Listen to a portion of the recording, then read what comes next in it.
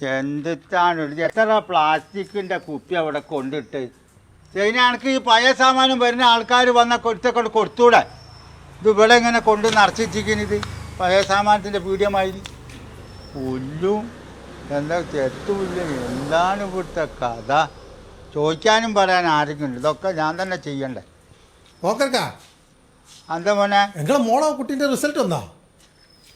അത് ചോദിക്കാൻ ഈ പഞ്ഞി വന്നപ്പോൾ അല്ല എത്ര എ പ്ലസ് ഉണ്ട്? അല്ലാ ഓള് പാസ്സായോന്ന് ചോദിച്ചാൽ മതി. എ പ്ലസ് എന്തിനാണ്ട് ചോദിക്കണേ? അല്ല ഇപ്പൊ അതല്ലേ സംഭവം. എത്ര എ പ്ലസ് ഉണ്ട്? 8 ഉണ്ടോ? ഓക്കെ എ പ്ലസ് 8 എണ്ണോ 10 എണ്ണോ ഒന്നല്ല. ഓള് പാസ്സായിക്കിന്. ഞാൻ അതൊന്നും ചോദിച്ചിട്ടൊന്നുമില്ല. ഓക്കെ എത്ര ഉണ്ടെന്ന് എനിക്കറിയില്ല.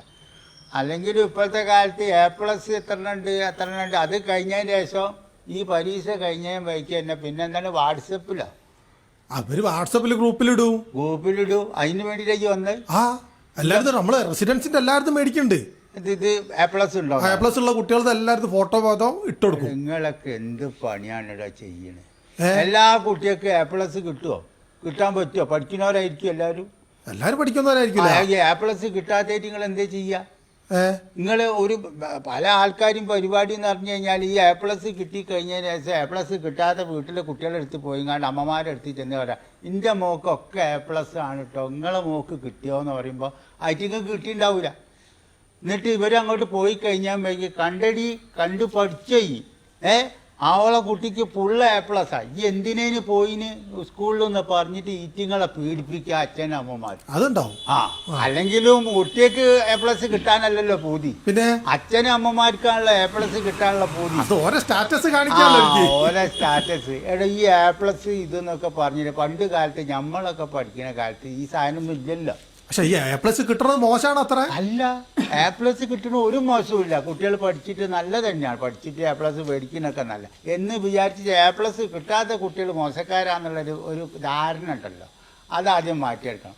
ഐറ്റിങ്ങൾ തന്നെ ഈ 10ാം ക്ലാസ് പാസ്സായിട്ട് ചിലപ്പോൾ ചെറിയ മാർക്കിൽ പാസ്സായിട്ട് ഒരു കുറേ കഴിഞ്ഞ് ഇങ്ങനെ പഠിച്ച് ഡോക്ടർ ആയതില്ലല്ലോ, അങ്ങനൊക്കെ എഞ്ചിനീയർമാരായതില്ലേ. ഈ എ പ്ലസ് എന്ന് പറഞ്ഞു കഴിഞ്ഞാൽ ഈ സമയത്ത് മാത്രം നിലനിൽക്കുന്ന ഒരു സാധനം. അത് കഴിഞ്ഞ് ആരെങ്കിലും ചോദിക്കുമോ എ പ്ലസ് പാസ്സായിക്കണോന്ന്? ചോദിക്കലുണ്ടോ? ഡിഗ്രിക്ക് പോകുമ്പോഴൊന്നും അതോ ചോദിക്കൂല്ലോ. അതാണ് പറഞ്ഞ് ഈ വലിയ കളി കളിക്കാൻ പാടില്ല. പണ്ടത്തെ കാലം എന്ന് പറഞ്ഞാൽ ഒരു 60% ആൾക്കാരാണ് ജയിക്കുകയുള്ളൂ, 70% ജയിക്കുകയുള്ളൂ അല്ലേ? ഇന്നത്തെ കാലത്ത് എന്താണ്, എല്ലാവരും പാസ്സായി. 95.5% കുട്ടികൾ ജയിച്ചിട്ടുണ്ട്. അതാണ് 95.5% കുട്ടികളിൽ എത്രയോ കുട്ടികൾക്ക് എ പ്ലസ്സാണ്. എ പ്ലസ് കിട്ടിക്കൊണ്ട് എല്ലാവരും വിജയിച്ചു. ഞാനിതെല്ലാം ആലോചിക്കുന്നത്, സ്കൂൾ തുറക്കാതെ എല്ലാ കുട്ടികൾക്കും എ പ്ലസ് കിട്ടി. സ്കൂൾ തുറന്ന കാലത്ത് ഇത്രയും എ പ്ലസ് ആർക്കും കിട്ടിയില്ലടോ. അങ്ങനെയാണെങ്കിൽ ഇനി സ്കൂൾ തുറക്കണം.